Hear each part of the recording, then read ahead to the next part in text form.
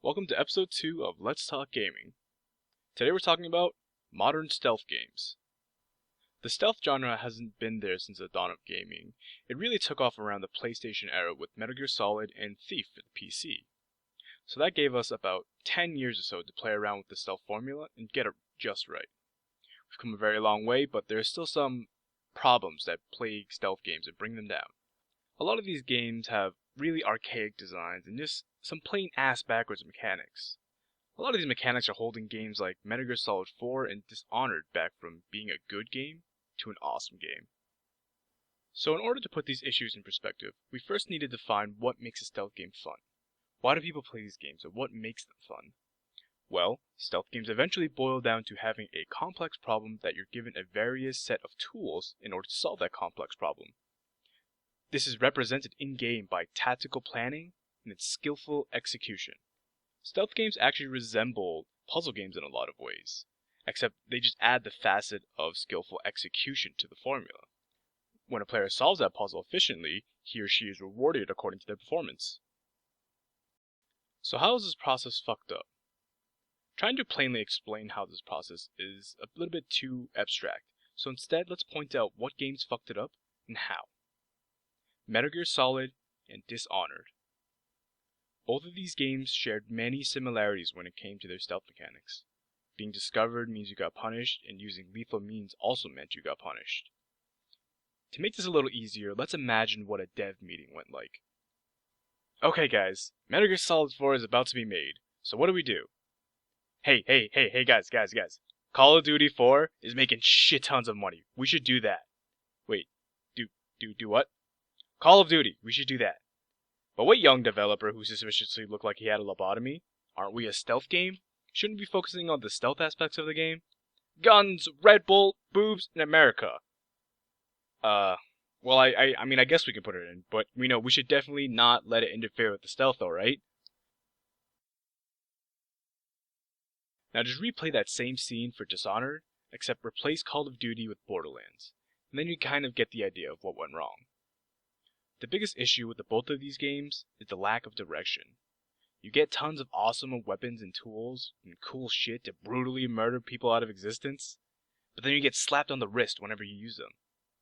Other design mechanics are interfering with the actual stealth portions of the game.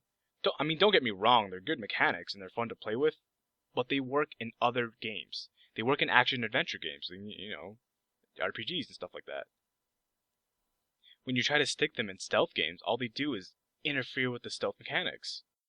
Every single time I tried to use one of my Murder McMurder tools, I would get yelled at because I couldn't hide my face for an entire level and I was getting a shit ending to coincide with my shitty stealth skills. Metal Gear Solid deducted your score and your money for every enemy you killed and every time you were seen. Dishonored even told you in the loading screens that if you kill people, you were going to get a harder difficulty and a worse ending.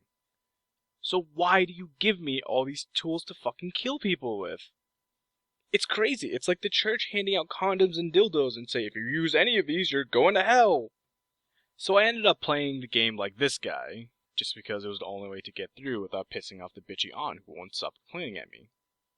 All of the awesome tools and skills I got were just set aside because I was trying to play how the game reinforced you to play. There are a lot of arguments saying you could have just played how you wanted and ignored the consequences, or just made a second save file and just played off of that.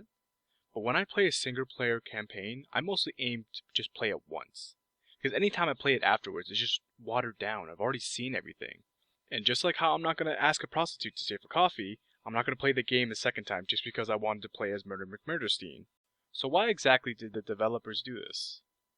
Because if you give someone a puzzle box and expect them to solve it, it is easier to take away or limit the number of tools they have instead of making the box more complex or making the player's tools more efficient. It's an effective way of generating difficulty without more effort. But it's lazy and has huge side effects.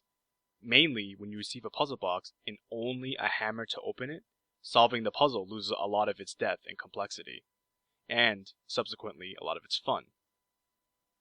The game becomes more difficult, but without any complexity. We'll get back to why this is important later. So we've established that not having enough tools to solve a complex problem hurts gameplay experience. But what happens when you give a player too many tools? Assassin's Creed happens. Assassin's Creed heavily focused on staying hidden and using tools to explore and clear obstacles. They had open combat and didn't punish you very heavily for engaging in it. The format of the mission reinforced you into using your toolkit to surpass any challenge you find. And then I got the crossbow, and it was all aboard the rape train to Fuckville. The crossbow was a completely silent, ranged, instant kill on any enemy. Any kind of difficulty that was there already was just completely thrown out the window, and I just breezed through all the levels without using any other tool, because all of a sudden we get all these cool toys and the means to use them, but the game doesn't actually require you to use them. The complexity of the mechanics are good, but the difficulty of the game is too low to warrant any interesting use of them. So we've outlined what kind of formula it takes to make a good stealth game. Two main things are required: difficulty and complexity. These two in tandem form the puzzle box allegory. A game needs to give you a difficult problem, require intricate thinking, then it needs to provide you with a complex tool set in order to solve this problem accordingly. These two mechanics require one another for the game to work, and if either are lacking, the game falls short or even starts to fall into different categories or genres. So who did this right? Mark of the Assassin, Hitman Absolution, and the Batman Arkham series. Yes, obviously there are other games that did this right. I'm looking at you, Thief. But instead of specifically pointing out everything that these games did right, it's a little bit easier to describe what kind of design philosophy they had. These three games didn't actually do anything significantly different from everyone else. They all pretty much pulled from the same bag of tricks that every stealth game uses. But the one key difference they had was direction. The developers of these games knew exactly what they were going for and how their game was going to be played. And that's the key here, knowing what your game is about. Are you going to be a run and gun, do whatever the hell you want stealth game? Are you going to be a beat 'em up with an obligatory side of stealth? Any choice can be the right choice as long as you focus on that direction and don't veer off and try to splice a Frankenstein designed game together. The last and probably the most important thing to know is how to reward your player. The way the game rewards your players is probably the most influential on their game decisions. Positive reinforcement is always better than negative reinforcement. Instead of punishing a player for not using stealth, you want to reward them for properly using it. If you're trying to influence players to not do certain mechanics, such as using lethal methods, you really want to speculate if that mechanic is actually necessary for the direction of your game. There are tons of ways of designing a stealth game, but not knowing which one to choose is probably the biggest mistake you can make. This has been another episode of Let's Talk Gaming. Thank you for watching.